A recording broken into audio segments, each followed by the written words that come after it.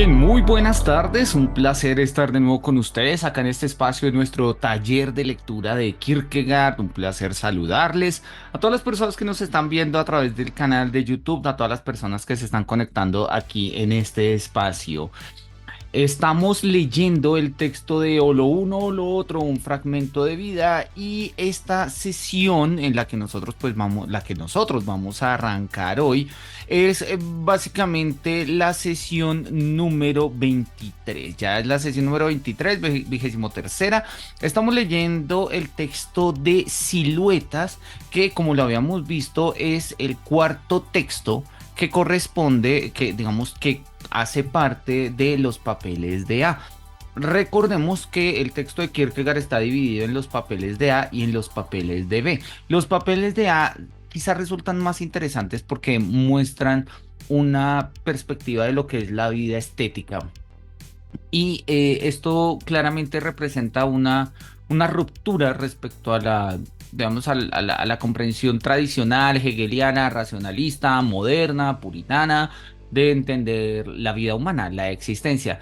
Los papeles de B corresponden a lo que tradicionalmente se ha llamado el estadio ético, es decir, es una vida a través del compromiso, la mediación, la reivindicación, la reconciliación, como lo llamaba Hegel, y sin ser malos en ningún sentido y de ninguna manera,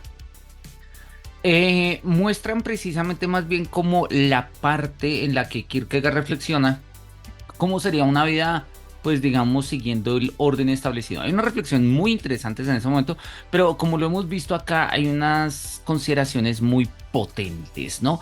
Como las que hemos estado viendo en Siluetas. En Siluetas ya hemos avanzado básicamente a la mitad del texto, ya nosotros vemos que el texto va de la 183 a la 226, más o menos 29. Ya nosotros hemos terminado la locución improvisada, la vez pasada terminamos el apartado de María Beaumarchais y hoy vamos a arrancar con el apartado de Doña Elvira. Vamos a mirar cómo nos va con eso, ¿listo? Entonces, Doña Elvira. Doña Elvira hace parte de Don Juan, de Don Juan. Es una figura en la obra de Don Juan en general, en particular, pues Kierkegaard tiene acá en mente justamente la versión de Mozart, que es la que ya habíamos trabajado en el texto de los estadios eróticos intermedios o lo erótico musical. Y pues en este texto, Kierkegaard nos va a mostrar justamente en qué consiste esta silueta de Doña Elvira. Sí, esta silueta. Ya habíamos mostrado cómo la silueta de María Beaumarchais consistía básicamente en una reflexión constante sobre su pena. Él lo había dicho, ¿no? El caso de María Beaumarchais es bastante claro, ¿sí? Le propusieron matrimonio y le rompieron la promesa. Punto. Eso es, digamos, el quid de lo que pasa. Pero no nos interesa lo que pasa, nos interesa lo que pasa dentro de María Beaumarchais. Por eso la idea de siluetas. Vamos a mirar qué es lo que pasa en Doña Elvira en particular, pues en la obra de Don Juan, qué pasa con ella y sobre todo qué se describe en el interior de su silueta. Así que mis queridos cofrades cosepultos, arranquemos.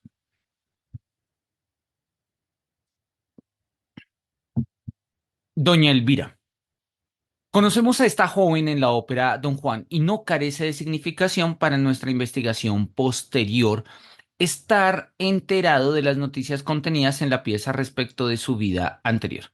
Era una monja, es decir, es de la paz de un monasterio de donde Don Juan la ha arrancado.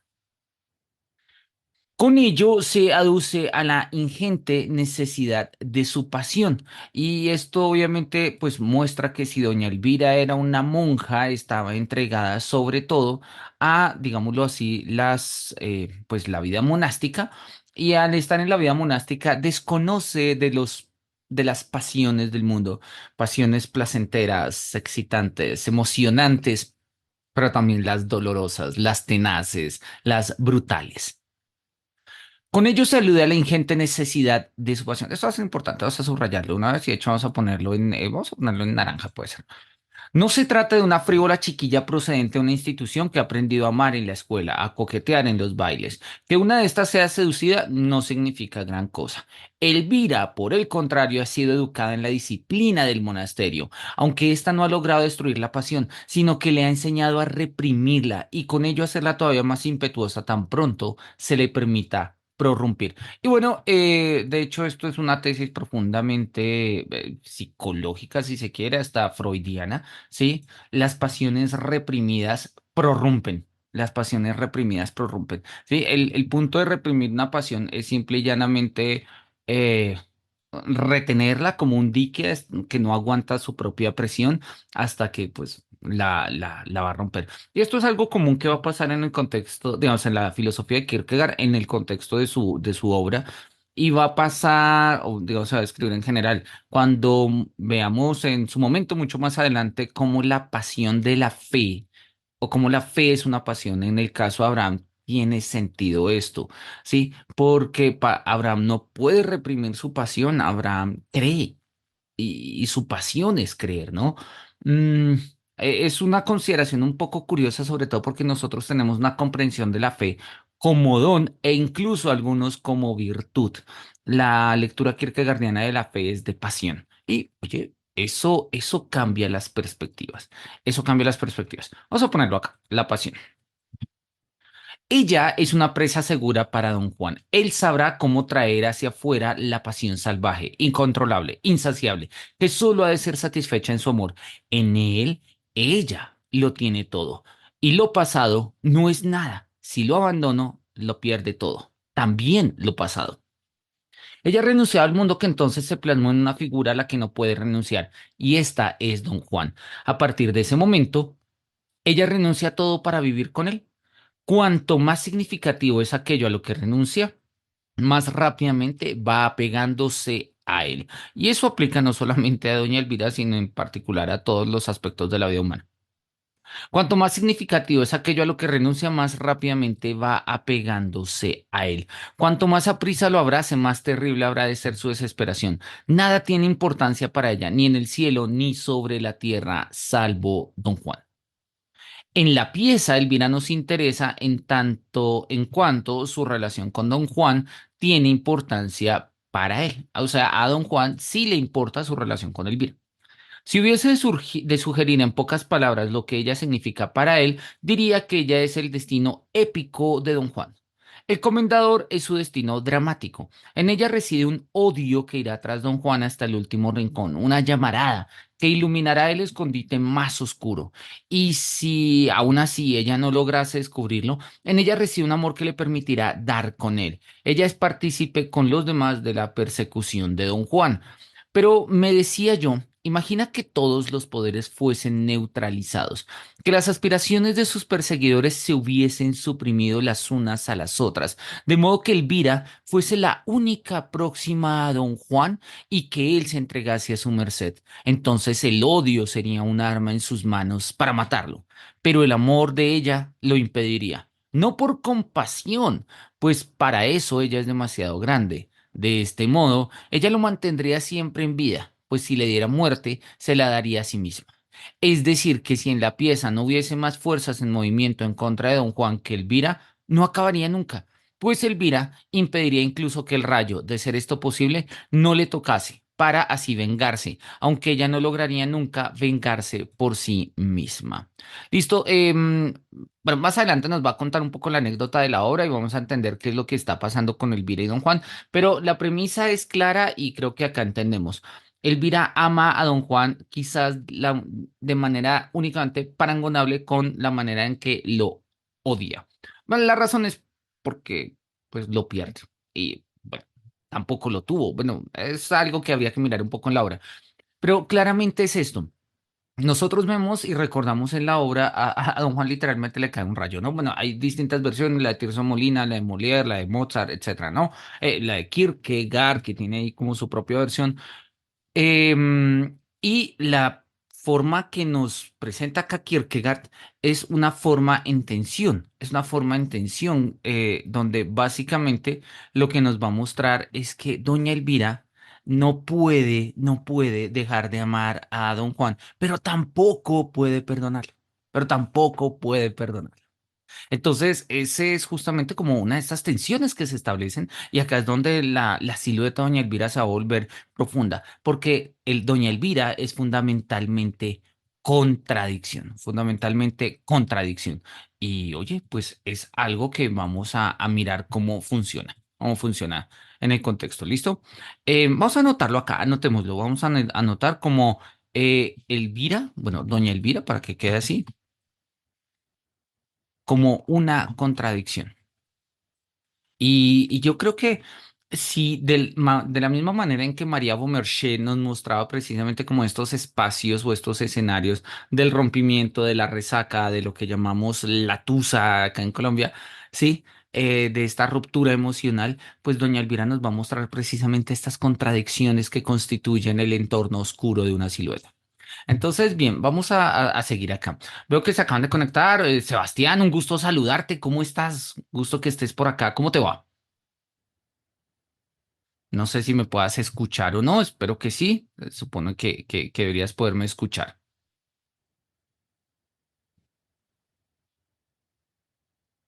Bien, vamos a seguir. Mientras tanto, mientras se termina de conectar acá Sebastián y nos podemos saludar con él. Dice, este es el sentido en que interesa la pieza, pero aquí nos preocuparemos solo de su relación con Don Juan en la medida en que ésta significa algo para ella. O sea, habíamos dicho, me interesa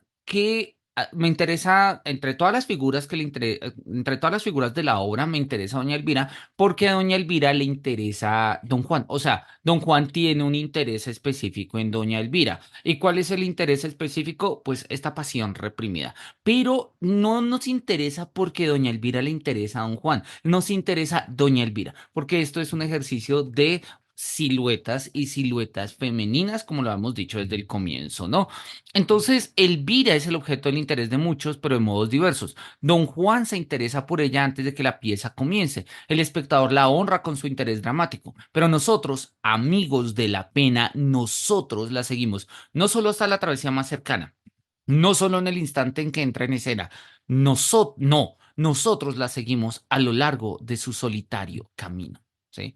Nosotros, cofrades sepultos, amigos de la pena, ¿sí? Nosotros vamos a seguir a Doña Elvira a lo largo de su solitario camino. ¿Y por qué su camino va a ser solitario? Bueno, vamos a mirar. En suma, don Juan ha seducido a Elvira y la ha abandonado. Ya, ese es como el quid del asunto. Algo parecido a lo que pasó en María Beaumarchais, ¿sí? Donde le habían propuesto matrimonio y luego le rompieron la promesa.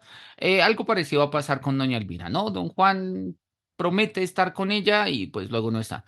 Eso pronto está hecho, tan pronto como un tigre puede tronchar un lirio. Si solo en España se cuentan 1003, de ellos se deduce fácilmente que don Juan está premiado. Y además se puede hacer un cálculo aproximado de la rapidez del movimiento. Don Juan la ha abandonado, pero no hay entorno en cuyos brazos ella pueda caer desfallecida. No ha de temer que el entorno la rodee estrechándole en exceso, pues es seguro que le abrirá las rejas para facilitar su partida.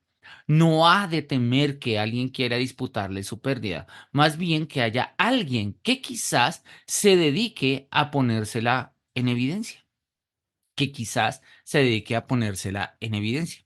Ella se queda sola y abandonada.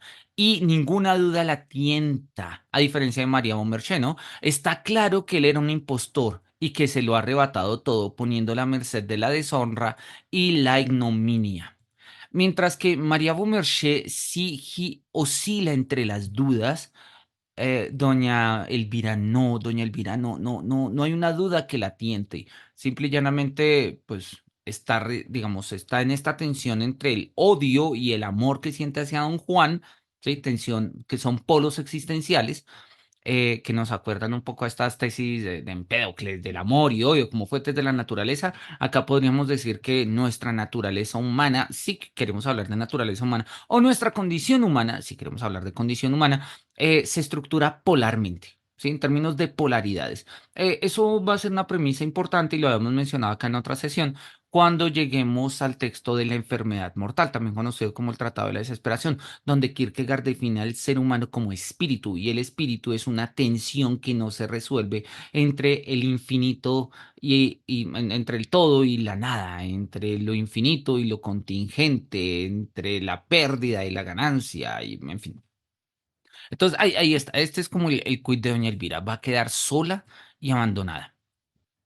Sin embargo, en términos estéticos, esto no es lo peor, pues la salva por un breve lapso de tiempo de la pena reflexiva, la cual sin duda es más dolorosa que la inmediata. Eso ya lo habíamos dicho, pero oye, como es parte de la tesis principal, vamos a recordarlo y vamos a subrayarlo acá en verde. El hecho es aquí indudable y a la reflexión no les dado transformarlo, ora en uno, ora en otro. Una María Bomerché bien pudo amar a Clavijo con igual ímpetu, con iguales desenfrenos y pasión. Con relación a su pasión, puede ser totalmente accidental que no haya sucedido lo peor, y ella podría casi desear que sí hubiese sucedido, pues entonces habría habido un final para la historia. Entonces ella habría podido armarse mucho más poderosamente contra él, pero no sucedió. No sucedió. Y ese es quizás como el asunto. Cuando la pasión no logra llegar a un límite, ¿sí? Así sea una pasión que termina siendo una pena inmediata, se termina transformando justamente en una pena reflexiva, en tanto que la pasión todavía puede prorrumpir, ¿no? Acá teníamos el verbo prorrumpir. O sea, en tanto que la pasión todavía puede dar más de sí. Si no logramos llegar hasta estos límites de la pasión va a seguir aumentando, así sea en una situación, digamos, no beneficiosa. ¿Sí? Sería más fácil, y es la propuesta que nos está poniendo Kierkegaard en el caso ambos de María Beaumarchais y de Doña Elvira, sería más fácil que ambas mujeres hubiesen llegado, digamos, hubiesen superado su pena si sus pasiones se hubiesen colmado en exceso. El problema es que no pasó. El problema es que no pasó.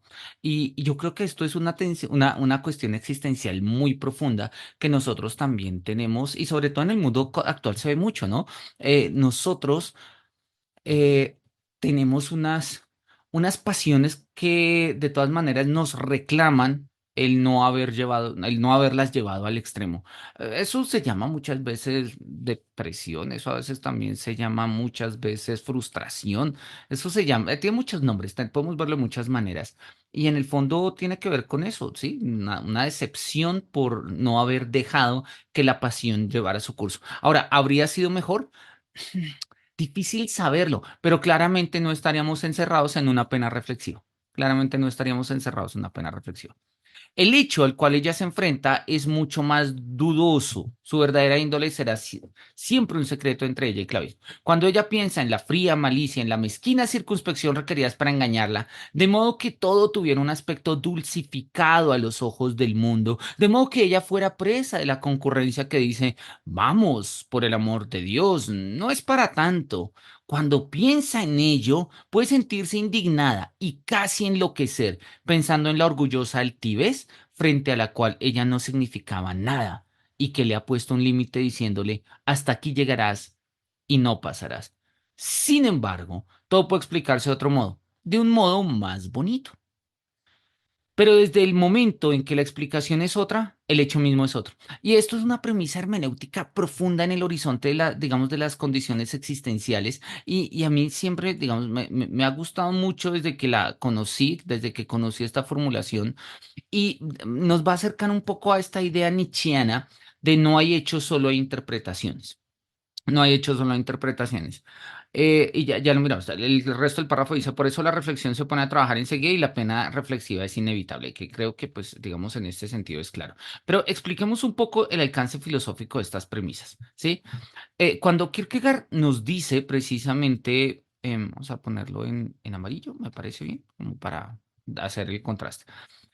Todo puede explicarse de otro modo, de un modo más bonito, ¿no? Y en ese momento, no solamente la explicación es otra, sino que el hecho es otro. La reflexión se pone a trabajar enseguida y en ese sentido la pena reflexiva es inevitable. Recordemos un poco las versiones con las que María Beaumarchais había pensado un poco la situación de Clavijo, ¿no? La primera era, es un impostor, un hombre abominable, ¿no? Yo te maldigo, Clavijo, me engañaste, ¿sí? ¿Qué? Porque, pues, oye, la abandonó. Pero las segunda versión es, no, mira, no era un impostor, lo que pasa es que ya no me amaba, ¿sí? Y me abandonó, pero no fue un engaño, ¿sí? Realmente me abandonó, ¿sí? Pues porque todavía me amaba. La tercera versión que tiene María Beaumarchais es, mira, te amaba, me amaba, pero yo no logré ser lo suficiente para él. Y como no logré ser lo suficiente para él, ¿sí? Pues se fue. Pero oye, si te hubieras quedado, ¿sí? Pues yo podría llegar a ser igual, o yo podría ser igual de bella, yo podría ser lo que tú quieres que yo sea, si te hubieras quedado, ¿no? La última, la cuarta es de, mira, sí, no, definitivamente Clavijo era un impostor, ¿sí? Era un impostor. Pero en ese sentido, pues toda relación termina en términos de dos, y si él fue un impostor es porque pues de todas maneras yo tampoco logré engancharlo con mi amor, entonces sí. eh, pues al final de cuentas todo se derrumbó y obviamente si se derrumba por un lado, se derrumba por el otro, ¿no?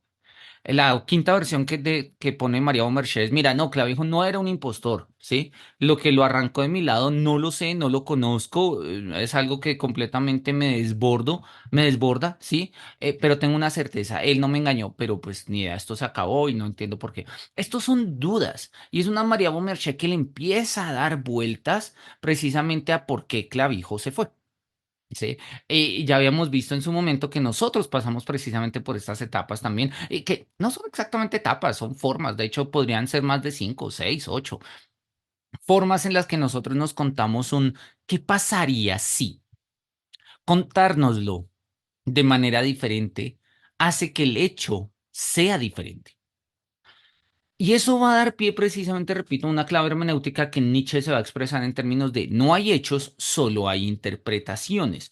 Una tesis que en contexto nietzscheano está muy en armonía con su famoso texto Verdad y Mentira en sentido extramoral, donde para Nietzsche los conceptos de verdad y los conceptos de mentira simple y llanamente tienen un valor metafórico. Es decir, verdad y mentira no hablan de lo que es la realidad en el mundo, sino son más bien interpretaciones del mundo, ¿sí? Y en este sentido, cuando nosotros hablamos con verdad en términos filosóficos, pues oye, es una interpretación del mundo. La idea nietzscheana se ha leído y porque puede leerse en términos profundamente relativistas. Y yo no creo que el interés de Nietzsche sea un relativismo epistémico, aun cuando podría, repito, podemos llegar a él, porque Nietzsche no tenía un interés epistémico específico, es decir, establecer una epistemología, una forma de conocimiento y tal. No, Nietzsche estaba haciendo una crítica profunda de las estructuras racionales de la filosofía moderna, de la filosofía ilustrada, de esta razón monológica del siglo XVIII, el enciclopedismo y demás, y pues lo lleva justamente a esta premisa. Pero vean que se parece mucho a la postura de Kierkegaard.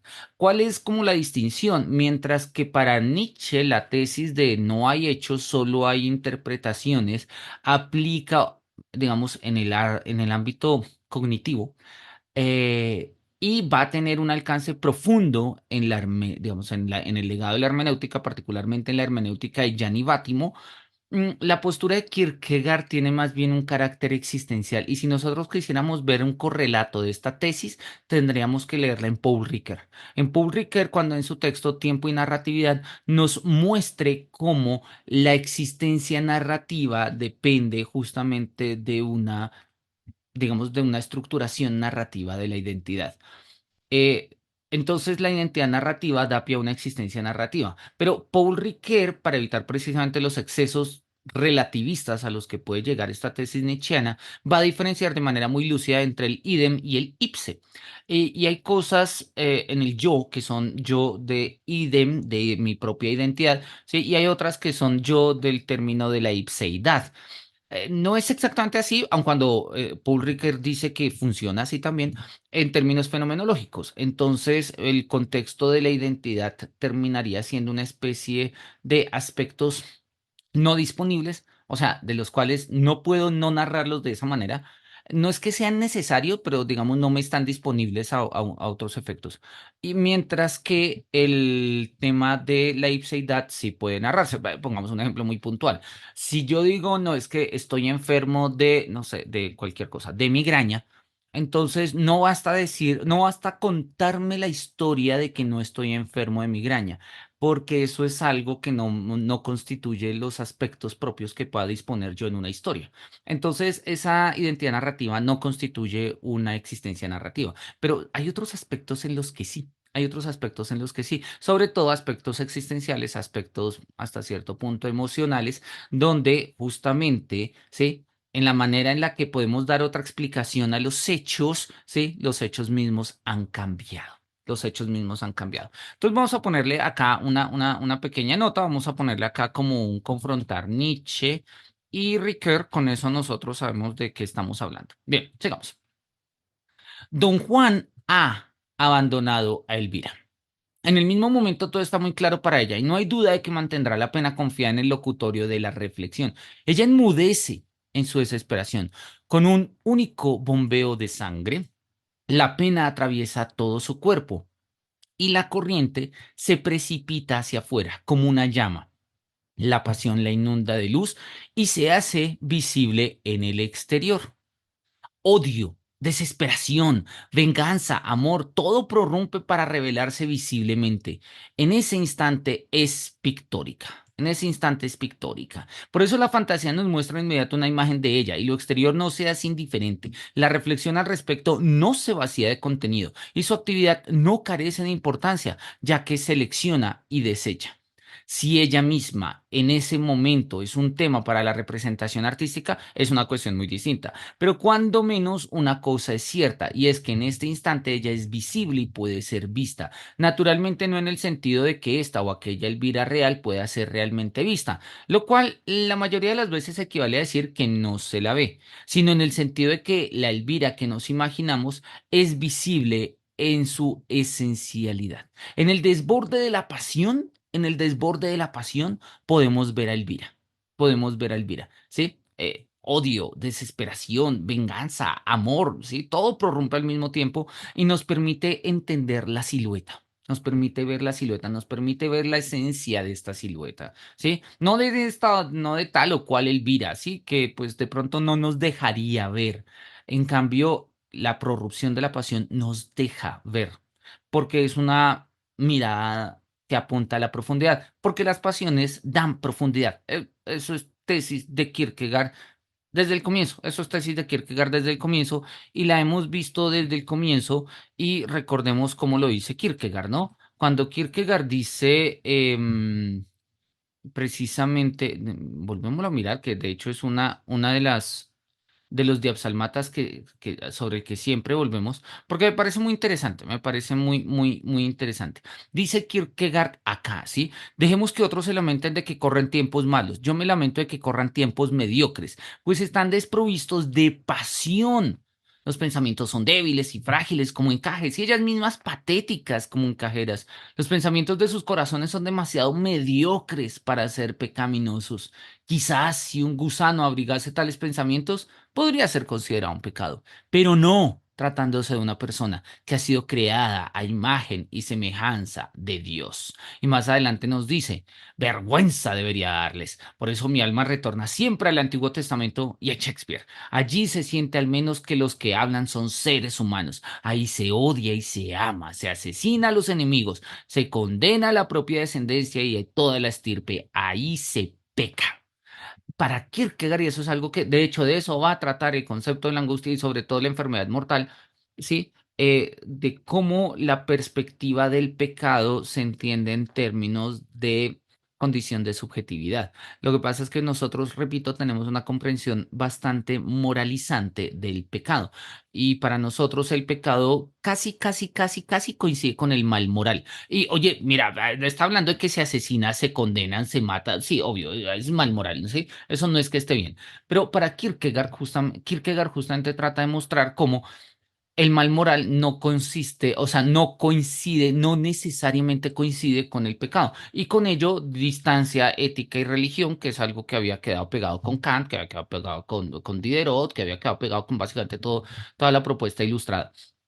La tesis de Kierkegaard entonces es simple, pero al mismo tiempo es, digámoslo así, es profunda, ¿no? Y es que la pasión brinda profundidad a la silueta. La profundidad da carácter. La profundidad es la expresión de la tensión existencial entre estos polos. Ahí está la pasión. Y justamente ahí es donde se muestra cómo esta pasión nos constituye. Y si nosotros decimos, oye, no, es que no tenemos una pasión firme, fuerte, sólida, sí, nos diría Kierkegaard, mira, si fuéramos gusanos, sí, pues podríamos vivir así. Pero la vocación humana es una vocación pasional. Oye, lo dice desde la estética. Pero vamos a mirar que la ética también tiene una dimensión profundamente pasional. Lo que pasa es que quizás no sea la pasión, claro, una pasión comprometida que dura en el tiempo parecería que se desgasta, pero hay formas de entenderla, hay formas de entenderla. Eso lo vamos a mirar más adelante. Bien, sigamos. ¿Sí? Elvira, nos imaginamos a doña Elvira, ¿sí? Visible en su esencialidad precisamente por la expresión de su pasión. Podemos ver a doña Elvira porque su pasión es profunda, porque su pasión prorrumpe. Si el arte está capacitado para detallar la expresión de semblante, perdón, si el arte está capacitado para detallar la expresión de su semblante a tal punto que la clave de su desesperación pueda ser intuida, no he de decirlo yo. Pero ella es susceptible de ser descrita y la imagen que aquí se muestra no es una mera carga para la memoria, la cual nada quita ni pone, aunque tiene su validez. Es decir, él está diciendo, ok, bueno, podemos entonces hacer de Doña Elvira objeto de una representación artística y dice, mira, no me corresponde a mí decirlo. Recordemos cuando hablábamos de el erotismo musical, cómo Kierkegaard va a contraponer dos tipos, digámoslo, de lo que hoy en día llamamos arte, ¿no? Y él va a poner por un lado como este tipo de arte basado en la duración, ¿sí? Como la pintura, como la arquitectura, y es ahí lo que le está preguntando. Y Kierkegaard había dicho que el erotismo difícilmente encuentra expresión allí porque es que el erotismo es dinámico y el erotismo es móvil. Así que el lugar donde se expresa el erotismo no es ni en la pintura, no es ni en la arquitectura, el erotismo se muestra o en la poesía o en la música. Y justamente es lo que está diciendo, mira, podemos hacer un cuadro de Doña Elvira que exprese esto, mira, no sé, podría ser, pero no sé, ¿sí? Pero claramente Doña Elvira como personaje pasional tiene un lugar preponderante en un escenario musical como pues la obra de Don Juan. ¿Y quién no ha visto a Elvira? Era una mañana, temprano, cuando me decidí a dar un paseo a pie por uno de los románticos parajes de España. La naturaleza despertaba, los árboles del salón sacudían sus testas y las hojas parecían restregarse el sueño de los ojos. Un árbol se inclinaba hacia otro para ver si ya se había levantado y el bosque entero ondeaba en aquel aire fresco, despejado. Una ligera niebla se levantaba desde el suelo. El sol la había quitado en medio, como si se tratara de una alfombra bajo la cual hubiera descansado durante la noche, y que ahora mira como una madre cariñosa las flores allá abajo, y todo aquello en lo que hay vida, diciendo, levantaos, queridos hijos, el sol ya brilla. Al doblar por una cañada, mis ojos se posaron en un monasterio situado en lo alto de la cima de una montaña, hacia donde conducía un sendero a lo largo de innumerables recodos. Mi mente se detuvo allí. Así, pensé yo, así está sentado, como una casa de Dios enclavado en la roca. Mi guía explicó que era un convento de monjas, conocido por su estricta disciplina. Mi marcha se aminoró, así como mi pensamiento, pues, ¿tras qué debería uno correr teniendo un convento tan cerca? Me encanta. Probablemente me habría quedado parado del todo, de no ser porque me despertó un rápido movimiento que tuvo lugar allí mismo. Sin pensarlo dos veces, di media vuelta. Era un jinete que pasaba presuroso a mi lado. Qué bello era. Su marcha era tan liviana y sin embargo tan firme, tan majestuosa y sin embargo tan efímera. Giraba la cabeza para mirar tras de sí, su faz tan encantadora y sin embargo su mirada tan inquieta. Era don Juan. Era don Juan. Se dirige presuroso a una cita, o bien acaba de concluirla. Más pronto había desaparecido de mi vista y había sido olvidado por mi pensamiento y mi mirada volvió a fijarse en el convento. Volví a hundirme en la consideración de los placeres de la vida y de la tranquila paz del convento, y fue entonces cuando vi, en lo alto de la montaña, una figura femenina. Corría sendero abajo. Corría sendero abajo, pero el camino era empinado y constantemente daba la impresión de que se iba a despeñar. Se aproximaba. Su faz estaba pálida. Solo sus ojos ardían en atroces llamas. Su cuerpo era lánguido, su pecho se movía fervientemente y con todo ella corría cada vez más aprisa. Sus tirabuzones ondeaban sueltos, separados al viento, pero ni el mismísimo aire fresco de la mañana ni la apresurada marcha eran capaces de sonrojar sus pálidas mejillas. Su velo de monja estaba desgarrado y echado hacia atrás. Su ligero vestido blanco habría delatado muchas cosas a una mirada profana, de no ser porque la pasión en su rostro habría atraído hacia sí incluso la atención del ser más pernicioso. Pasó deprisa junto a mí, pasó deprisa junto a mí. Yo no osé dirigirme a ella, pues para eso era su frente demasiado majestuosa, su mirada demasiado solemne, su pasión demasiado señoral. ¿De dónde es esta jovencita? ¿Del convento? ¿Tienen estas pasiones cabida allí, en el mundo? ¿Y esta vestimenta? ¿Por qué va tan aprisa? ¿Será acaso para ocultar su vergüenza y su ignominia o para dar alcance a don Juan? Corre hacia el bosque y éste se cierra a su alrededor y la esconde, y yo ya no la veo, sino que tan solo oigo el suspiro del bosque. Pobre Elvira. ¿Se habrán enterado de algo los árboles? Aunque bien mirado, los árboles son mejores que los hombres, pues los árboles suspiran y callan, los hombres susurran. Bien, acá hay un comentario que quiero leer, nos lo acaba de escribir Sebastián acá en el chat, vamos a leerlo. Dice, a mí me parece fascinante cómo lo que dice Kierkegaard con una prosa vigorosa lo muestra en mayúsculas Joyce, casi que con un cinismo despiadado. Toda esta forma de entender la traición está atravesada en la obra de Joyce de cabo a rabo, desde aquella obra de teatro Los Exiliados, donde cada cual tiene su versión de los hechos y por tanto sus hechos hasta los muertos y Ulises, claramente. En cada ocasión se reflexiona de forma distinta sobre la traición y por tanto sobre el mal mismo, entiendo, el mal mismo y la pena misma. De acuerdo, Sebastián, de acuerdo. Yo creo que lo que son Kierkegaard y lo que son Joyce, James Joyce, bueno, podríamos poner a muchos otros autores en este orden, pero pues me gusta esta relación, no la había pensado. Y si te soy sincero, pues he leído a Joyce, no soy un profundo lector de Joyce, o sea, no lo releo mucho realmente. Pero tienes toda la razón, ambos son unos profundos analistas de las pasiones humanas, sobre todo en torno a a la idea de la traición. Nosotros todavía podemos tener un poco la comprensión de la traición en un contexto muy, muy clásico, ¿no? La traición, para que haya una traición necesita haber un honor, ¿no? Recordemos que Dante pone en el último círculo del infierno, ¿sí? Justamente allá después del río Cosito, ¿sí? En el lago congelado, pone a los traidores. Los traidores están en el último rincón del mundo, donde está el demonio, donde está Caín, ¿sí? Y donde está Judas, ¿sí? Allá están los traidores. Y nosotros podríamos considerar que la traición, digamos que corresponde como a un elemento de la literatura clásica que habla de una experiencia humana clásica.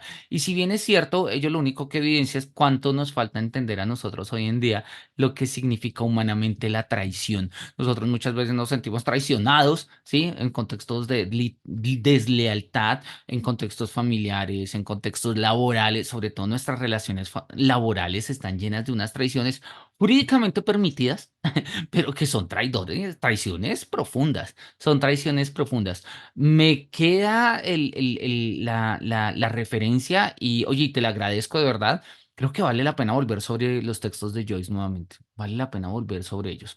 Voy a sacarle un rato oye, voy a ponerme también a escribirlos. Si nos quieres comentar algo de esto, puedes abrir el micrófono y charlarlo. O si nos quieres comentar algún otros libros, pues como para referirlos acá, me parecería muy, muy interesante. Sí, ¿qué tal? ¿Cómo estás, Manuel? ¿Cómo estás, Sebastián? Gusto en verte. ¿Cómo te va? En Muy escucharte. bien, muy bien. No, pues justamente era esto, era como hacer la relación, porque fue, digamos, una cosa más o menos accidental el ir leyendo a Kierkegaard y ir atravesando lecturas de Joyce de por medio. Y entonces empecé a darme cuenta de esta relación que hay muchas veces. Hay un cuento particular que es Evelyn, que está en los dublineses, y justamente en ese momento estábamos reflexionando o se estaba reflexionando acá sobre sobre esa suerte dialéctica del deseo. Y a mí me pareció clarísimo en ese cuento de Evelyn que aparecen los dublineses, son 5 páginas, como Joyce muestra literalmente en 5 páginas esa dialéctica del deseo y termina finalmente con el, o sea, básicamente uno podría extrapolar el final de Evelyn, de ese relato corto, al de Absalmata de hagas lo que hagas, pues igual te vas a arrepentir. Entonces es maravilloso realmente la relación entre estos dos autores. Estoy muy movido por encontrarlos a los dos, porque pues de verdad es algo que me toca como muy, muy humanamente. Y lo que tú dices de la traición es muy cierto, ellos lo exploran en muchas, como en muchos niveles y en muchas facetas que pues muchas veces, digamos, uno no se da cuenta eh, de que a veces uno mismo es el traidor, ¿sí? Uno a veces también está jugando ese rol. Eh, y eso lo pone a uno en una situación distinta, ¿no? Sí, oye, muchísimas gracias por la referencia. He leído Dublineses hace muchísimos años, cuando estaba en el pregrado, ya no sé, 15 o 20 años. Tengo que volver, repito. Y ya con la referencia de Evelyn, me llama poderosamente más la atención, sobre todo porque creo que hay una reflexión de lo femenino que se está estableciendo acá, que valdría la pena traer a colación precisamente para dinamizar una cantidad de nuestras discusiones actuales. Muchísimas gracias, Sebastián, por esta referencia. Muchísimas gracias por estar acá. Siempre bienvenido. Este también es tu espacio. Qué pena la vez pasada se nos complicó un poco la conexión, pero bueno, acá estamos y la idea es que pues vamos a seguir, pues bueno, seguimos leyendo Kierkegaard, ¿sí? Entonces, bien, continuemos. Nos dice... de hecho, vamos a ponerlo acá simple y llanamente eh, como para tener la referencia y que cuando volvamos sobre los apuntes nos acordemos, confrontar los dublineses de Joyce, en particular el cuento de Evelyn. Listo, ahí lo vamos a poner. Me parece Pues interesante. yo diría que para este fragmento, tanto Mm. Evelyn como el relato final de los muertos, ¿no? Creo que es súper importante ese momento en el que también me parece muy interesante, también tiene mucho que ver con esto de lo ético musical. Y bueno, también con esto de siluetas, porque en aquel relato de los muertos, bueno, se nos cuenta una escena muy cotidiana y hay un momento en el que, movido por una canción, un hombre pues recuerda más o menos toda la historia de amor que le tiene a su esposa y sale muy como embelesado y romantizado y entonces le pregunta a su esposa como, oye, o sea, ¿te acuerdas cómo te gustó la canción? Un poco esperando que ella le diga, sí, nuestra historia de amor y tal.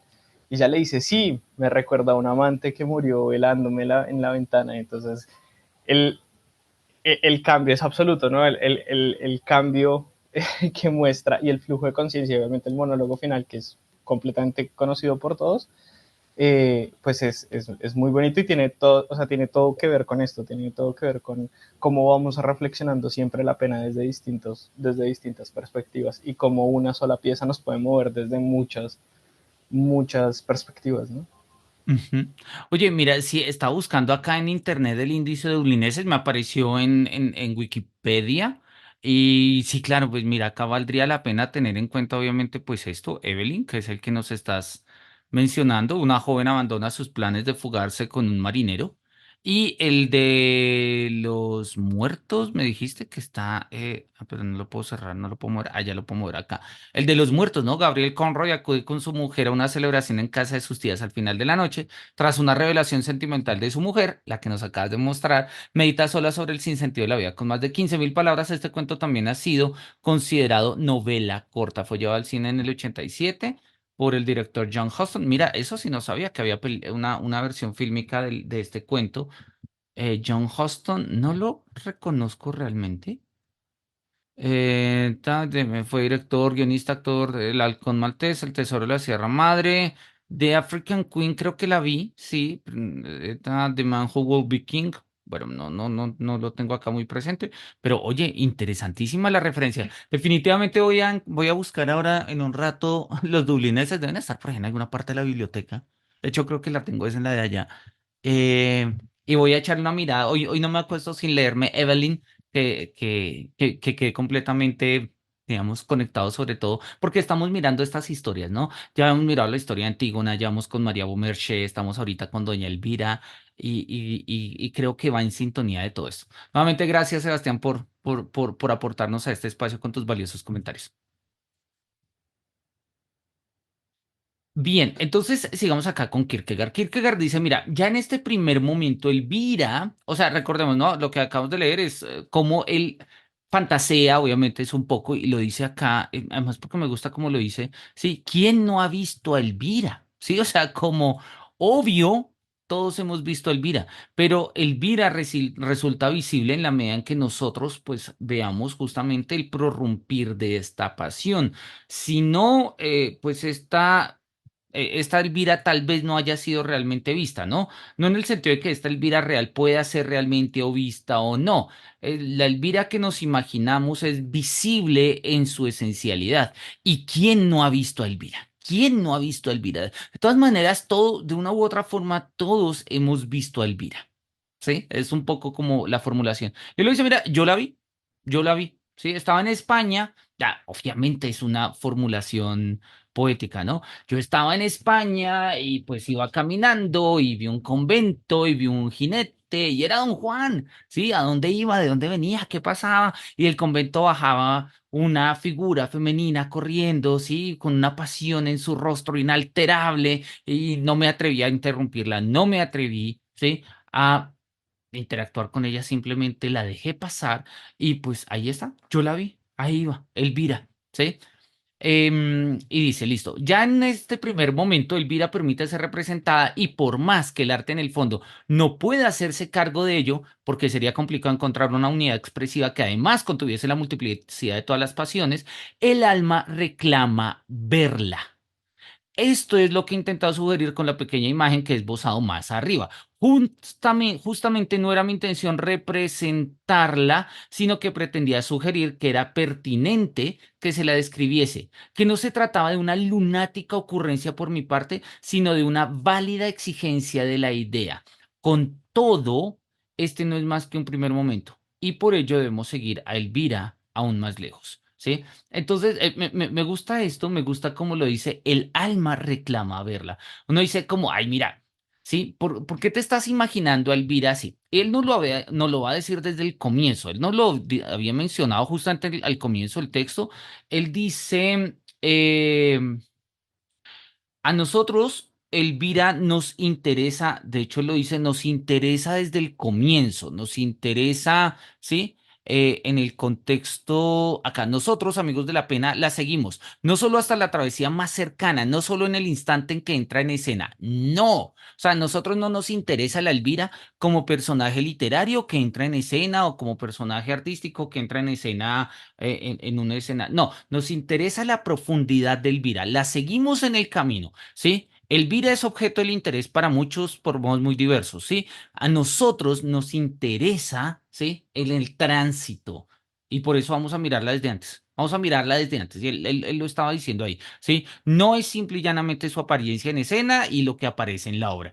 Que sobre todo hoy en día en los estudios literarios, bueno, hoy en día no, pero durante mucho tiempo en los estudios literarios se vio así, como que la figura de la obra tenía que verse únicamente en su aparición en la obra. Hoy quizás tenemos una comprensión más amplia, que es la que demanda Kierkegaard y me parece sugerente. El alma reclama ver a Elvira. Nos podría, repito, Kierkegaard dice, mira, me podrían criticar de, ay, ¿por qué esta fantasía tan loca de imaginarte a Elvira huyendo? El alma reclama verla, ¿sí? Pero obviamente esta pequeña representación que hemos hecho no es suficiente, ¿sí? Y por ello debemos seguir a Elvira aún más lejos, ¿sí? El alma exige verla y necesitamos seguir a Elvira aún más lejos. El movimiento que se impone es un movimiento en el tiempo, en el tiempo. Ella se aferra al casi pictórico apogeo sugerido anteriormente a través de la serie de elementos temporales. Con la rapidez con la que pasa por mi lado, alcanza a don Juan. Esto resulta del todo justificado, pues es cierto que él la ha abandonado, pero también la ha arrastrado consigo a la carrera de su propia vida y por ella debe alcanzarlo por fuerza. Si lo alcanza, toda su atención se dirigirá de nuevo hacia afuera, con lo cual no obtendremos todavía la pena reflexiva. ¿sí? Porque recordemos que la pena reflexiva siempre es interior. La procesión va por dentro, habíamos dicho, se dice mucho acá en Colombia, ¿sí? Si doña Elvira lo alcanza y lo expresa, ¿sí? Hacia afuera, todavía no hemos llegado a la pena reflexiva, que repito, es un poco lo que nos interesa. Ella lo ha perdido todo, el cielo al escoger el mundo a perder a Juan.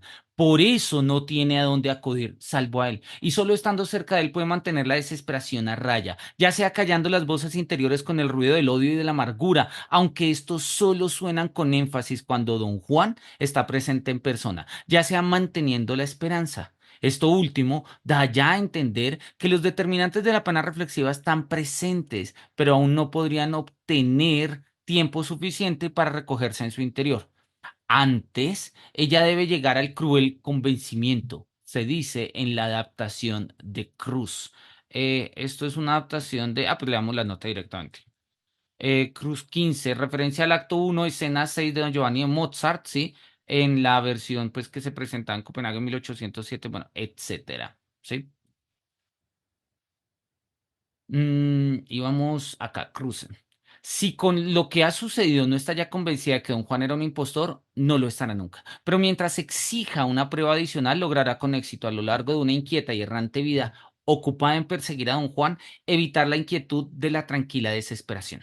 Entonces, y a mí me parece que este punto es claro, ¿no? Mientras Elvira está obsesionada con perseguir a don Juan, su pena todavía no es una pena reflexiva, es más bien como una pena exterior y justamente consiste en, pues en las incomodidades propias de la pena exterior. Si don Juan se mueve, pues ella se tiene que mover. Si don Juan se esconde, ella lo tiene que buscar. Si don Juan quiere hablar, pues ella puede escuchar, pero si no quiere, pues no.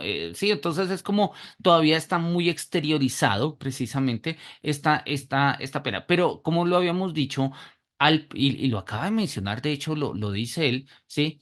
Cuando ella ha perdido a don Juan, lo ha perdido todo, ¿sí? Porque ella ha perdido todo, el cielo al escoger el mundo, perdió el mundo al escoger a Juan, ¿sí? Y cuando pierde a don Juan, pierde el mundo y perdiendo el mundo, pierde la posibilidad de ir al cielo precisamente porque pues porque ella había renunciado a su vida celestial en el convento por una vida mundana al lado de Juan. Entonces, el peso de Juan es total. El peso, digamos, en la figura de don Juan es total y por ello doña Elvira gira un poco en torno a él. Pero acá lo que nos interesa es cómo quitar este centro de don Juan y mirar las dinámicas propias de doña Elvira en su propio movimiento, ¿no? La paradoja se da ya en su alma. La paradoja se da ya en su alma. Ya lo hemos mencionado, ¿no? La tensión, la contradicción, la paradoja que constituye la forma propia de Elvira, ¿no? Esa tensión entre amor y odio, ¿no? Doña Elvira es una contradicción, ¿no? Sí, entonces dice, si la pieza no tuviese más fuerzas en movimiento en contra de don Juan que Elvira, no acabaría, pues Elvira impediría que el rayo lo tocase para así vengarse, pero jamás lograría vengarse y bueno, estaríamos ahí como pues justamente eternamente dando vueltas. La paradoja se da ya en su alma, pero mientras ella, mediante pruebas externas que no deberían explicar lo pasado, sin ofrecer información sobre el estado actual de don Juan, pueda mantener el alma agitada, no está en posesión de la pena reflexiva, no está en posesión de la pena reflexiva. Odio, amargura, maldiciones, plegarias, súplicas se suceden, pero su alma no ha vuelto aún a su interior para descansar en la observación de que ha sido engañada. Ella espera la explicación desde afuera. Por ello, cuando Cruce hace decir a don Juan, vamos a subrayar esto porque es como clave en el proceso de transformación de la silueta de doña Elvira. Por ello, cuando Cruce hace decir a don Juan, si ahora estás dispuesta a escuchar, a creer en mi palabra, tú que desconfías de mí, podría casi decirte que es inverosímil el motivo que me indujo.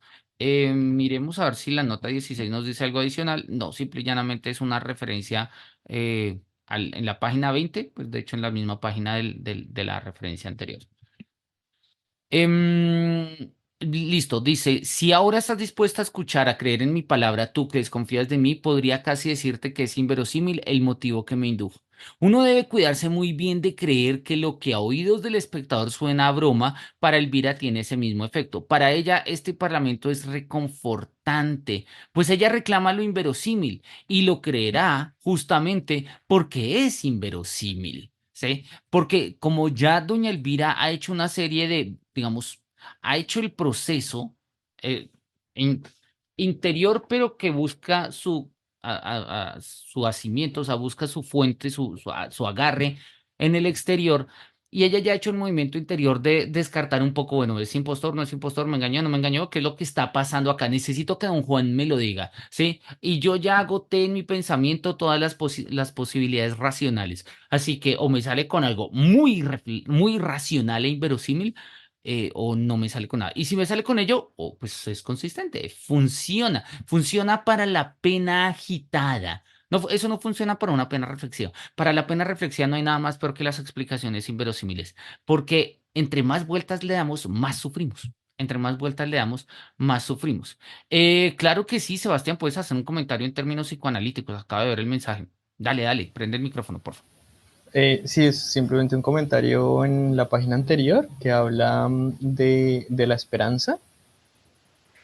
Dice algo así como mantener la esperanza en verlo, algo por el estilo. El tema es que de alguna u otra manera la esperanza se puede reformular como mantener, es decir, la esperanza es otra forma de decir mantener la fe, y en ese sentido mantener la fe es mantener la confianza.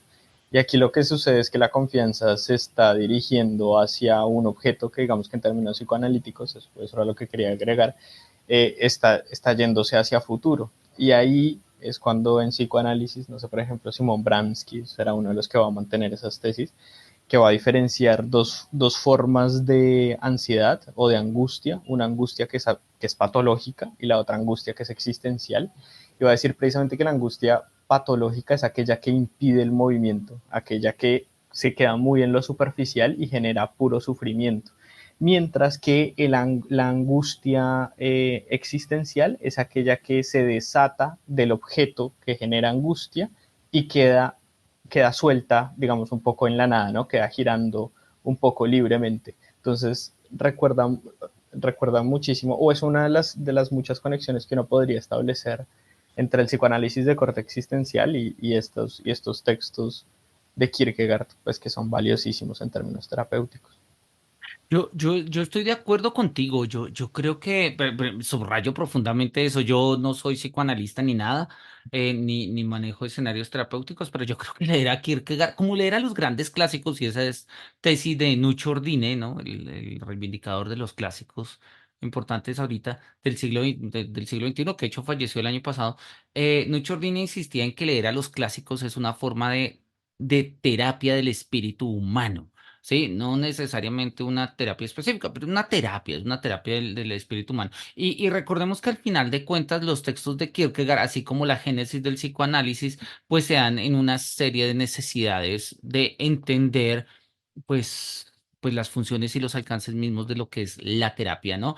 Yo estoy de acuerdo con eso, repito, me quedo con la referencia. Si me regalas el nombre del psicoanalista que me acabas de mencionar, ahí si quieres escribirlo para poner acá una imagen cuando suba el video, porque no lo escuché bien y no lo anoté. Entonces te agradezco. Y me parece un comentario profundamente valioso, ¿no? Y de hecho, tú, tal como tú lo mencionas, pues acá queda establecido, ¿no? Kierkegaard insiste precisamente en que el movimiento de Elvira es un movimiento en el tiempo. Y en este sentido, si bien puede pronto ser un movimiento que queda dando vueltas sobre sí mismo, es un movimiento que de todas maneras, pues, apunta a un futuro. Y en ese sentido, oye, pues podría ser leído en términos de una dimensión existencial, tal como lo acabas de decir.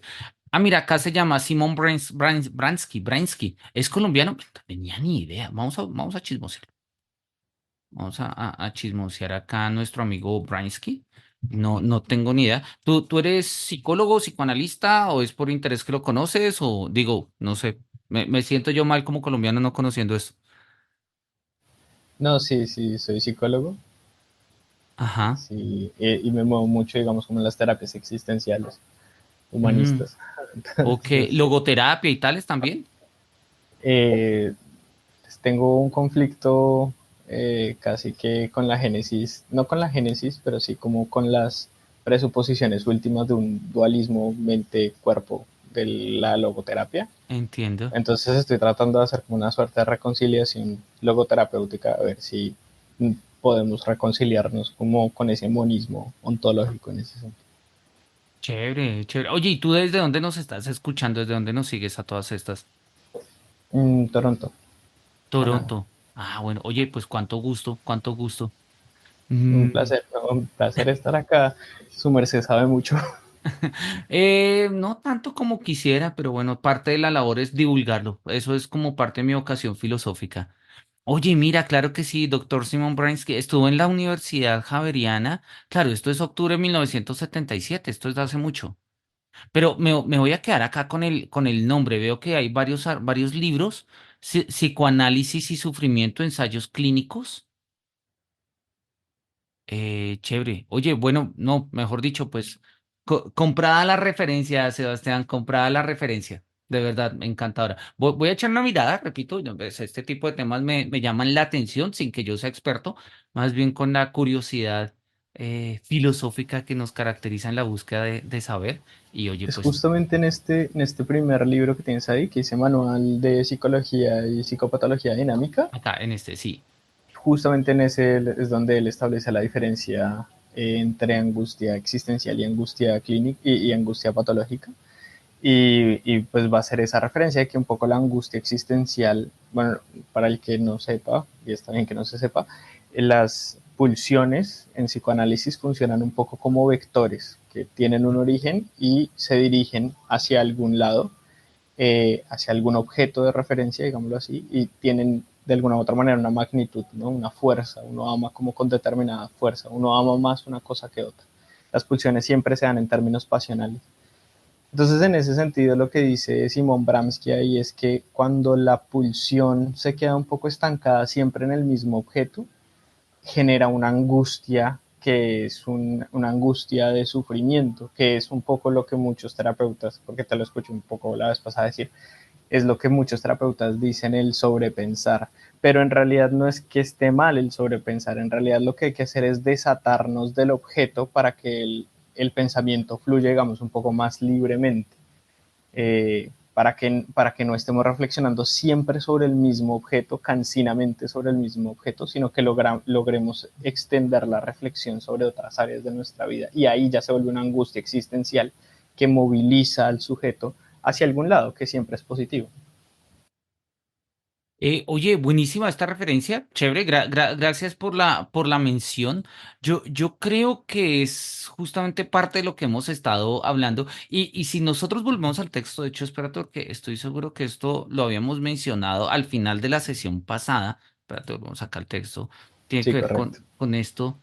Dice doña Elvira, acá está, mira, tal cual, mira, lo característico de su pena es como ha sido indicado en lo anterior, la inquietud que le impide encontrar el objeto de la pena. Ese es como el cuadro, si me permites la expresión, de María Beaumarchais. Y precisamente es la forma, me gusta como lo acabas de decir, al soltarnos del objeto, ¿sí? Hace que ese movimiento siga operando, pero no recalcitrantemente en términos de un objeto, sino como movimiento per se o movimiento en sí mismo, si mantenemos las comillas para no caer en una metafísica rara, pero justamente es lo que Kierkegaard está diciendo y coincide, entiendo, con este carácter, digamos, de lo que sería la lectura existencial, precisamente de esta, digamos, de estas pulsiones y estas lecturas que nos mencionas junto con el profesor Bransky, Simon Bransky.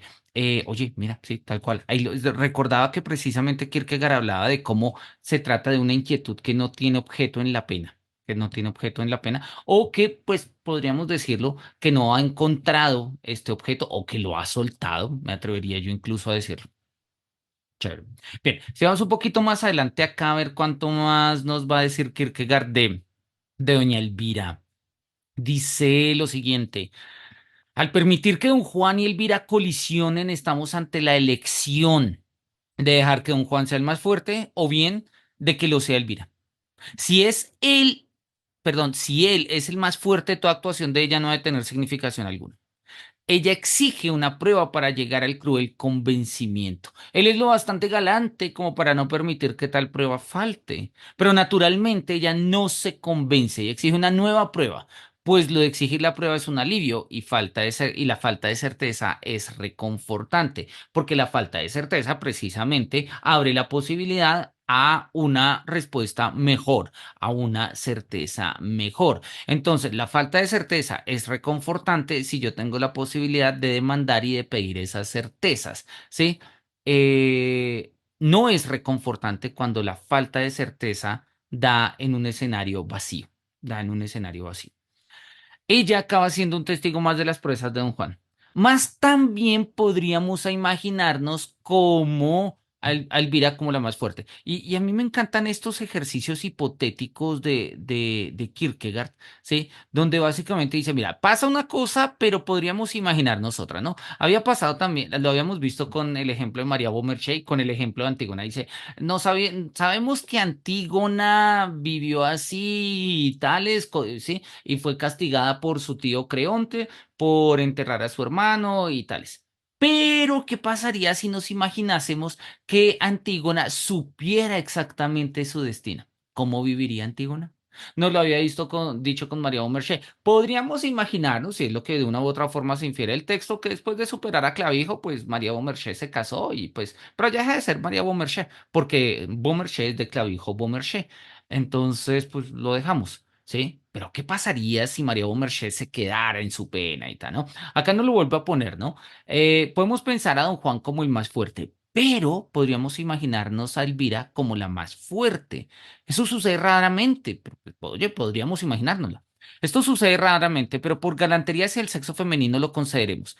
Ella se encuentra aún donde estaba en su plena belleza, pues es cierto que ha llorado, pero las lágrimas no han apagado el brillo de sus ojos. Y cierto que ha estado apenada, pero no con la pena de la juventud. Y es cierto que se ha avergonzado, pero su vergüenza no ha socavado el poder vital de la belleza. Y cierto que sus mejillas han empalidecido, pero por eso es su expresión todavía más animosa. Y cierto que no con la ligereza y la inocencia infantil, pero avanza con la enérgica firmeza de la pasión femenina. Así es como ella se presenta ante don Juan, lo amado más que nada en el mundo, más que a la bienaventuranza de su alma. Ha dilapidado todo por él, incluso su honor, y él le ha sido infiel. Ahora ella conoce solo una pasión, odio, solo un pensamiento, venganza.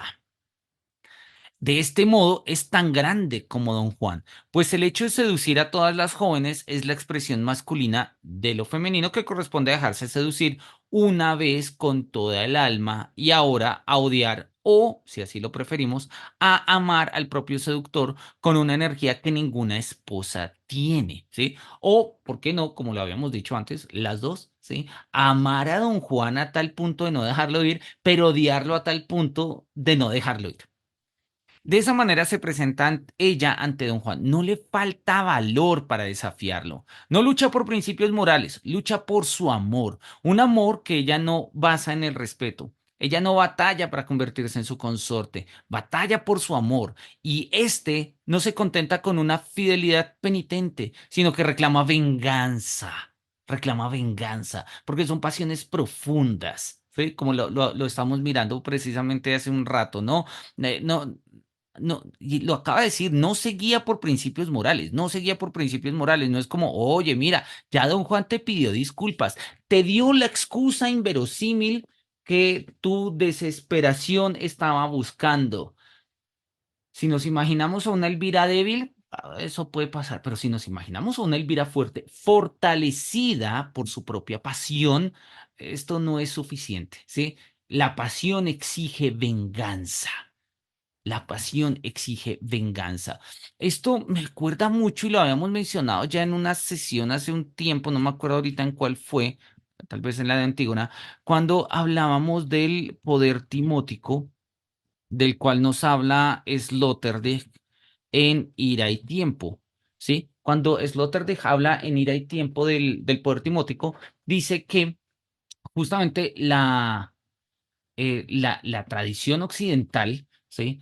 Ha reducido la idea de la ira a, primero, pues era como un fundamento, ¿no? Él lo llama así en su libro, Ira a tiempo, sí, es la primera palabra europea, ¿no? La ira de Aquiles, la ira de Yahvé, para posteriormente ser considerado como un defecto, entonces se lee en términos morales, y posteriormente se ve como un pecado. Y hoy en día, dice Sloterdijk, se ve como objeto de terapia, ¿sí? Entonces, si tú estallas en ira, oye, ve a terapia, por favor. Parecería que ninguna pasión humana alcanzase, o sea, pudiese legitimar la presencia de la ira. Y lo que va a decir es Sloterdijk, que yo creo que tiene sentido en este contexto de la lectura de Kierkegaard, es precisamente la explosión de este poder timótico alcanza validez precisamente en la expresión de una pasión. Lo que pasa es que nosotros, y la palabra es de Sloterdijk, hemos domesticado la ira. Entonces, la ira está mal si yo la presento en escenarios, no sé, personales, con mis estudiantes, con mi esposa, con mi mamá, pero está bien si yo la expreso en escenarios políticos, en escenarios ecológicos, ¿sí? Y por eso Sloterdijk va a hablar de lo que se llama los bancos de ira, que es nuestra forma un poco mediada, algo cutre, pero es nuestra forma de canalizar y, digámoslo así, sí, canalizar y dejar explotar todo este poder timótico, que para Sloterdijk tiene una dimensión profundamente bancaria en lo bueno y en lo malo que eso significa, sobre todo en lo malo, ¿no? Pero bueno, cuando tengamos tiempo, recomiendo Ira y Tiempo de Sloterdijk. Sigamos. No se contenta con una fidelidad penitente, sino que reclama venganza. Por amor a él ha deshecho su felicidad suprema y en el caso de que volvieran a ofrecérsela, ella volvería a desecharla para vengarse. Para vengarse. Una figura como esta dejaría de ejercer su efecto sobre don Juan. Él conoce el placer de libar la más delicada y más fragante flor de la primera juventud. Sabe que se trata solo de un instante y sabe que sí, que sigue después, pues muy a menudo ha visto a esas pálidas figuras marchitarse y con tanta rapidez que el proceso casi era visible. Pero aquí ha sucedido algo maravilloso. Las leyes que rigen la marcha corriente de la existencia han sido quebrantadas. Una joven a la que ha seducido, pero cuya vida no ha perecido y cuya belleza no se ha deslucido, se ha transformado y está mucho más hermosa que antes. Doña Elvira es especial, es diferente, ¿sí? Don Juan la trata como a una de las 1003 mujeres que sedujo en España, pero Doña Elvira, después del, sí, de la seducción que lleva a cabo Don Juan, no se marchita, no palidece, no fallece, al contrario, se erige poderosa, sí, radiante en su pasión y deseos de venganza, y está bellísima. Está bellísima. Él no puede negarlo. Ella lo cautiva más que nunca antes lo había hecho otra joven, más que la propia Elvira, pues la inocente monja era, a pesar de toda su belleza, una joven como muchas otras. Su enamoramiento, una aventura como otras tantas. Pero esta joven es única en su especie. Es única en su especie. A mí esta figura de Doña Elvira, tal como la trata Kierkegaard, me encanta porque es una reivindicación de la expresión de la pasión femenina. Y si bien nosotros hoy en día tenemos una cantidad de figuras femeninas expresadas en su pasión, normalmente y para utilizar el término derridiano, nosotros usualmente la terminamos leyendo en un marco de un falologocentrismo, ¿no? Entonces son pasiones que dependen de tipos, de hombres, que dependen de formas masculinas y que dependen de ejercicios discursivos hegemónicos y dominantes. Pero acá doña Elvira se para sobre sí misma y exige venganza, ¿sí? Y si le dicen, no, mira, pero vamos a darte felicidad. ¿Sí? Vamos a darte felicidad. No, la rechazo para vengarme. Voy a rechazar la venganza incluso para vengarme, porque lo que me interesa no es ser feliz. Otra pasión me atraviesa y ahora soy completamente diferente. Soy completamente diferente, ¿sí? Y esta figura, esta nueva Elvira, resulta increíblemente poderosa, profundamente atractiva y el mismo Don Juan se ve desbordado. Esta joven está armada, no esconde una daga en su pecho, sino que viste una armadura no visible, pues su odio no se satisface mediante parlamentos ni declamaciones, sino invisible, y es su odio. La pasión de don Juan despierta. Ella debe pertenecerle una vez más, pero esto no sucede. Y no puede suceder claramente, porque si se tratara de una joven que, sabedora de la ruindad de don Juan, lo odiara, incluso no habiendo sido engañada por él, don Juan vencería, pero esta joven no puede ganarla. toda su seducción carece de fuerza. Incluso si su voz fuese más aduladora que su propia voz, su ataque más ladino que su propio ataque, no la conmovería. Incluso si los ángeles rogasen por él, incluso si la Madre de Dios hubiera de ser la doncella de honor en las nupcias, todo sería en vano. O sea, esto, la pasión de Elvira, esta pasión que se despierta de una Elvira fuerte, posicionada precisamente en el carácter, como lo que carácter prorruptivo, o sea, la prorrupción de su propia pasión, va incluso por encima de lo divino. No importa que hayan ángeles, no importa que la Virgen María quiera ser la pajecilla que lleve los anillos en la ceremonia. No, no. Incluso si la Madre de Dios quisiera ser la doncella, no, todo sería en vano, todo sería en vano. Al igual que la mismísima Dido, que no dio la espalda en el tártaro a Eneas, el cual le había sido infiel, así ella no le dará la espalda, sino que le dará la cara con mayor fealdad aún que Dido. Con todo este encuentro, Elvira con Don Juan es solo un momento de paso. Ella atraviesa la escena, cae el telón, pero nosotros, queridos cofrades cosepultos, nosotros la seguimos a hurtadillas, pues solo ahora ella deviene propiamente Elvira. Sí, pues solo ella viene propiamente el video. Recordemos entonces lo que estamos pasando y por qué me interesa cómo hacer este recorrido. Perdón, es hacia arriba. Habíamos dicho, y lo habíamos dicho hace un poco acá, sí, nos interesa Doña Elvira en su solitario camino. Vamos a seguirla en su solitario camino. Acá está, y lo debemos subrayar, vamos a volverlo a subrayar, ¿sí? Nosotros la seguimos a lo largo de su solitario camino. Conocemos lo que nos presenta la obra, seguimos nosotros, ¿sí? Conocemos la confrontación, ¿sí? En la que doña Elvira alcanza a don Juan, lo confronta, pero don Juan no es el más fuerte. La pasión de Elvira en este momento es más fuerte y se presenta ante don Juan con tal magnificencia que don Juan queda completamente desarmado. No solamente porque no tenga nada que decirle a Elvira, sino porque ahora la desea de nuevo, desea esta nueva Elvira, pero esta nueva Elvira está completamente lejos de su alcance, ¿sí? Y entonces cae el telón. Pero nosotros seguimos ahí, nosotros seguimos ahí. Mientras se encuentra cerca de don Juan, ella está fuera de sí. Cuando vuelve en sí, se trata de pensar la paradoja. Pensar una contradicción. Pensar una contradicción, muy a pesar de todas las aseveraciones de la filosofía de Nuevo Cuño, así como el temerario coraje de sus jóvenes refuerzos, va ligado por fuerza a grandes dificultades. Sí, claro, eso hoy en día nosotros lo sabemos. Lo que pasa es que recordemos que la filosofía hegeliana es una filosofía que piensa contradicciones. Es lo que llamamos dialéctica, es lo que llamamos tradicionalmente dialéctica. Lo que pasa, y ese es el punto de, digamos, que a Kierkegaard nunca le termina de cuadrar de la dialéctica hegeliana, porque la postura dialéctica a Kierkegaard le parece clave, y de hecho toda su filosofía está marcado en una dialéctica existencial. Él mismo lo va a decir expresamente en La enfermedad mortal, y le va a dedicar un capítulo larguísimo en en el postscriptum no científico a las migajas filosóficas, perdón. Acá lo que nos está diciendo es básicamente, mira, hay una filosofía de nuevo cuño que considera que, pues, oye, no, o sea, pensar una contradicción, sí, normal, fácil. De hecho, pues la lógica de Hegel nos enseña a pensar contradicciones, así que, pues, no pasa nada. No, pensar contradicciones trae grandes dificultades, ¿sí? Pero no podemos no pensarlas, no podemos no pensarlas. Y eso hace el ejercicio reflexivo algo difícil, algo difícil.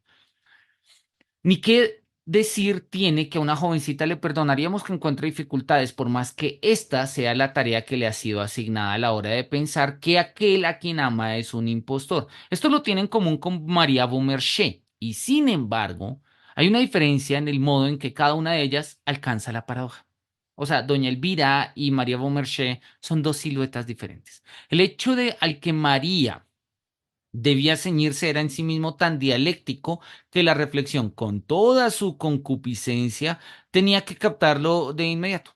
En lo que hace Elvira, la prueba fáctica de que don Juan es un impostor parece tan evidente que no es fácil de ver cómo ha de hacerse con ella la reflexión. Nos acabas de escribir Crítica a la razón dialéctica, Sartre, primer capítulo. Kierkegaard acierta sobre Hegel en señalar que no todo puede ser reducido a un sistema racional. Gracias por la referencia. Claro que sí. La idea de Hegel de todo lo real es racional y todo lo racional es real trata de mostrar precisamente que la configuración dialéctica es una estructura lógico-ontológica. O sea, no simple y llanamente oponemos conceptos, sino que la forma en la que las cosas se dan, la forma en la que el ser se determina, para expresarlo en términos de la lógica hegeliana, es en términos de contradicciones. Y la contradicción son formas de negación de la negación, de la negación, de la negación. En sistemas, si nosotros lo queremos, pues, concéntricos, si lo queremos ver en esa, pues, o sea, con esta representación espacial. Em, y yo creo que, repito, la tesis de Kierkegaard es mostrar si hay tensión, pero no se logra resolver. Hay una cita que a mí me gusta mucho en la ciencia de la lógica de Hegel, que es cuando Hegel habla de la ternura de Kant para con las cosas. Hegel le critica a Kant que para Kant la contradicción está en la razón. Dice Kant que cuando nosotros dejamos de hablar en términos de intuiciones sensibles y de categorías del entendimiento y empezamos a pensar con ideas, caemos en dialéctica. Y en la dialéctica de la razón pura, en la crítica de la razón pura, pues habla justamente de las contradicciones a las cuales se ve sometida la razón. Decir que el mundo es eterno, pero decir que el mundo tiene causa, decir que el ser humano es libre, pero decir que todo está determinado. Bueno, en fin, todas esas contradicciones. Para Kant, la contradicción está en la razón. Es parte del fatal destino de la razón. Y Hegel dice, esa es la ternura de Kant para con las cosas. Prefiere poner la contradicción en el pensamiento y no en las cosas, cuando la contradicción que constituye el pensamiento constituye también las cosas. Y pues si nos ponemos radicales, pues la tesis de Hegel no es más que la continuación de las tesis kantianas, porque la explicación del idealismo trascendental de Kant es ese. Las condiciones de la objetividad son las condiciones de la subjetividad. Si yo percibo las cosas espaciotemporalmente, no es porque las cosas sean espaciotemporalmente, sino porque yo soy espaciotemporal. Porque mi comprensión es espaciotemporal. Entonces, si las condiciones de la subjetividad son las condiciones de la objetividad, y eso es el idealismo trascendental de Kant, y lo propio de la razón es caer en dialéctica, pues lo propio de la comprensión de la realidad es que sea también dialéctica, ¿sí? Pero lo que estamos diciendo es claramente eso. Sebastián, creo que abriste el micrófono. No sé si nos quieras Sí, sí, comentar sí. algo. Dale, dale, Es que chévere. justamente encontré la cita que estaba buscando en la crítica a la razón dialéctica en el primer capítulo. Ajá.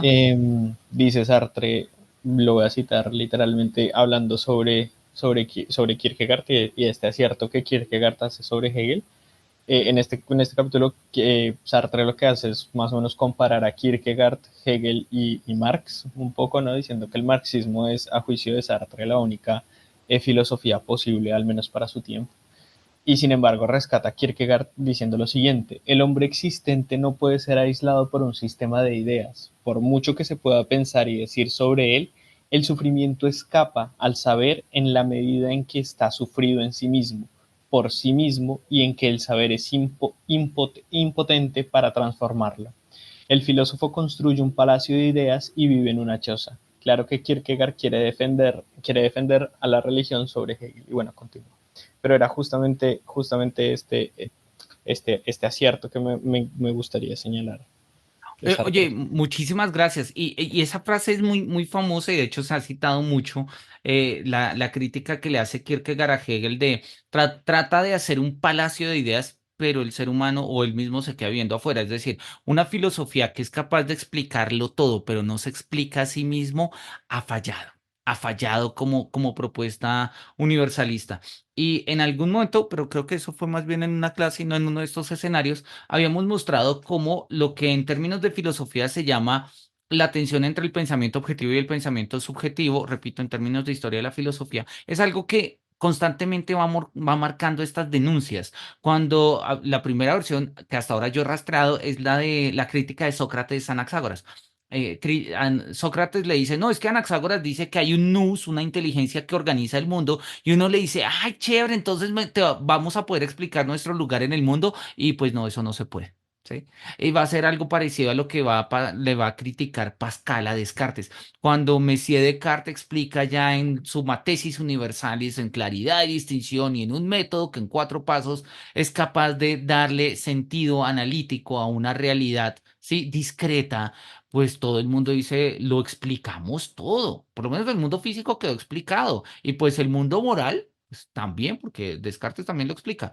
Y Pascal se pone a mirar y dice, bueno, pues faltó lo más importante, falté yo, ¿no? O sea, ¿dónde estamos nosotros ahí? Y palabras más, palabras menos pasa esto con Kierkegaard y Hegel. Yo creo que es una tácita denuncia que hace la filosofía precisamente para, digamos, en distintos momentos. Y oye, hay quienes trazan esta línea entre Sócrates, Pascal, Kierkegaard, hay otros que podríamos meter ahí en esta línea para mostrar justamente como no solamente una dialéctica entre el pensamiento subjetivo y pensamiento objetivo, porque la dialéctica, repito, podemos pensar que la vamos a resolver en términos de ideas, sino más bien verla en términos de una tensión que no se resuelve, una tensión, que es justamente pues es marco y el núcleo de estas tensiones existenciales, pues en las que estamos, de las que estamos charlando. Bien, nos quedan 4 minutos. Yo creo que alcanzamos a leer, no mentiras, no creo que alcanzamos a leer más. Vamos a dejarlo ahí porque justamente terminamos con el inicio del párrafo. Justamente cuando él va a hablar de pensar lo que es la contradicción, nos viene un párrafo bastante extenso de 2 páginas y media y todavía nos quedan un par para terminar, doña Elvira. Pero ya van a ser las 8:30 acá en Colombia. No tengo ni idea qué hora es en Toronto. Entonces, pero pues vamos a dejarlo de este tamaño. ¿Te parece, Sebastián? No sé si quieras comentarnos algo último para cerrar. No, muchas gracias, muchísimas gracias por estos espacios, de verdad que son supremamente valiosos. No, pues son para ti, son para ustedes, realmente, pues como ya ustedes lo suelo decir, ¿no? Creo que la vocación filosófica es una vocación comunicativa y pues me encanta hacerlo y pues bueno, teniendo un canal de YouTube, oye, ¿por qué no hacerlo? Y creo que es un acto de libertad el podernos, ponernos a leer filósofos del siglo XIX de la talla de Kierkegaard, a veces en un contexto tan acelerado como el nuestro, siguiendo las tesis de Nucho Ordine, vale la pena como ponerle una pausa y volver un poco, ¿no? Muchísimas gracias a ti, Sebastián, por esta compañía. Si puedes, dentro de 8 días nos veremos a la misma hora. Y pues bueno, también muchísimas gracias a las personas que nos van a ver en el canal de YouTube. Espero que tengan una feliz semana y que los cielos nos miren con su beneplácito. Hasta pronto.